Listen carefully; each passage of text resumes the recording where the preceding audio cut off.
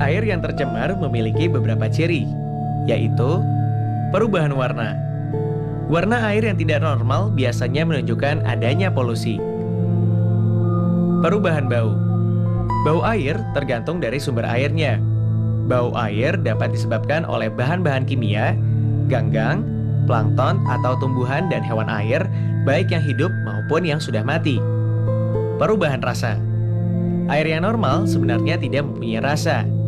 Timbulnya rasa yang menyimpang biasanya disebabkan oleh adanya polusi, dan rasa yang menyimpang tersebut biasanya dihubungkan dengan baunya.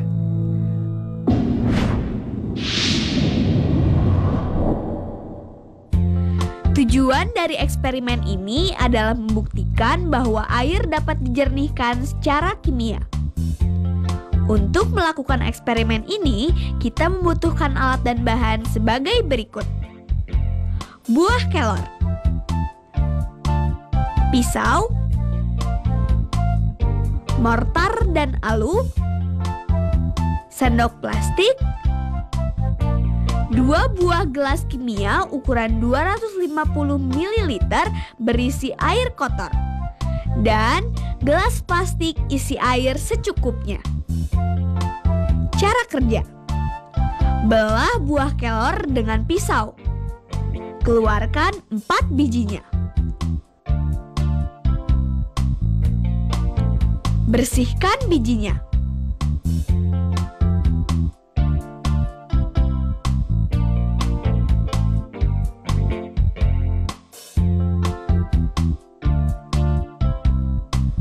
Masukkan biji tadi ke dalam mortar lalu tumbuk dengan halus sampai halus.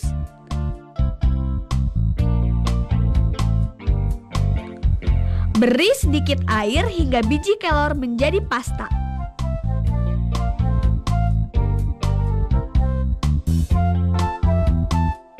Campurkan pasta kelor ke dalam air kotor.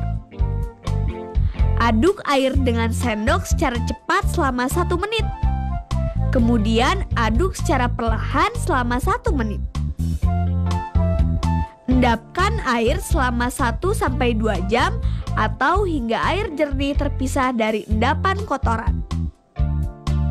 Bandingkan air hasil penjernihan biji kelor dengan air kotor semula. Hasil eksperimen menunjukkan bahwa air jernih akan terpisah dari endapan kotoran. Menjernihkan air dengan biji kelor juga termasuk penjernihan secara kimia.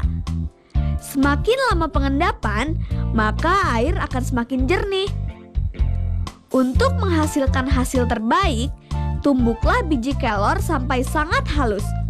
Bila tidak, maka proses penggumpalan kotoran tidak berjalan dengan baik. Yang perlu diingat, air yang dijernihkan menggunakan biji kelor ini hanya untuk pemakaian yang sedikit.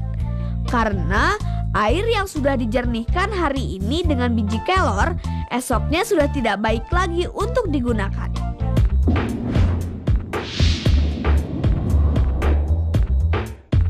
Untuk mengurangi polusi air, kalian dapat mencoba melakukan hal-hal berikut ini. Sedapat mungkin, gunakan produk yang alami. Hal ini akan mengurangi bahaya terhadap kesehatan tubuh dan lingkungan. Saat menggunakan bahan pembersih seperti pemutih dan deterjen, berhematlah. Ini akan mengurangi pencemaran air. Hindari kemasan yang berbahaya. Kotak kertas pembungkus deterjen dapat dengan mudah didaur ulang. Tetapi produk dalam kaleng aerosol atau botol plastik sulit untuk didaur ulang. Terlebih lagi jika dibuang begitu saja tanpa diolah. Gunakan tempat sampah yang memisahkan jenis sampah organik dan anorganik. Sebisa mungkin gunakan ulang kemasan-kemasan yang anorganik. Baca label produk dengan cermat.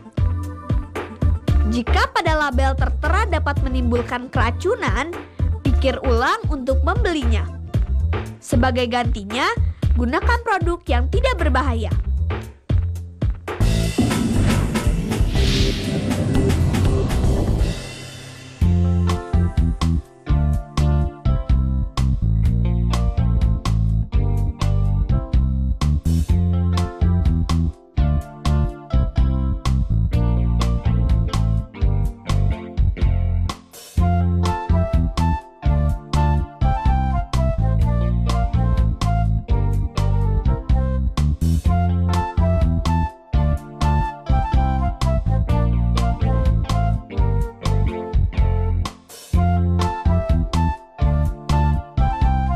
Gimana, Sar? Sekarang jadi lebih tahu kan tentang seluk-beluk dari polusi air? Wah, jelas dong Kak. Bahkan sekarang Sarah jadi makin ngerti nih gimana caranya untuk turut menjaga lingkungan perairan kita. Nah, kalau udah ngerti, berarti paling pas. Kalau sekarang kakak coba mau ngetes tentang materi kita kali ini. Oke. Siap. Kalau kita yang pertama nih, apa yang dimaksud dengan polusi air? Jadi gini Kak, polusi air itu adalah penyimpangan sifat-sifat air dari keadaan normal atau bisa dibilang tidak murni lagi. Biasanya hal ini diakibatkan oleh aktivitas-aktivitas manusia yang merugikan. Oke, kalau penyebabnya apa aja coba? Banyak Kak, ada mikroorganisme, terus juga bahan kimia, logam berat seperti timbal dan merkuri, nutrien, padatan, dan panas. Kalau dampaknya masih inget nggak? Dampaknya banyak Kak. Ini cuma beberapa aja ya. Di antaranya meracuni sumber air minum, yang jelas menimbulkan penyakit pencernaan, meracuni makanan hewan, terganggunya kehidupan organisme air karena berkurangnya kandungan oksigen, terjadinya ledakan ganggang dan tumbuhan air atau eutrofikasi, dan yang terakhir adalah pendangkalan dasar perairan. Nah, terus gimana cara kita bisa menjaga air dari polusi? Banyak Kak, menggunakan produk-produk alami. Terus juga sebisa mungkin tidak menggunakan bahan kimia seperti deterjen secara berlebihan. Terus selektif dalam memilih kemasan atau gunakan bahan-bahan yang dapat didaur ulang. Dan yang terakhir adalah jangan membuang sampah di saluran air. Sip deh. Oke deh, teman-teman juga udah semakin ngerti kan tentang polusi air? Pastinya dong, makanya jangan lupa untuk terus bereksperimen dan jangan lupa juga buat terus menyaksikan Planet Science, a journey into science. Dadah.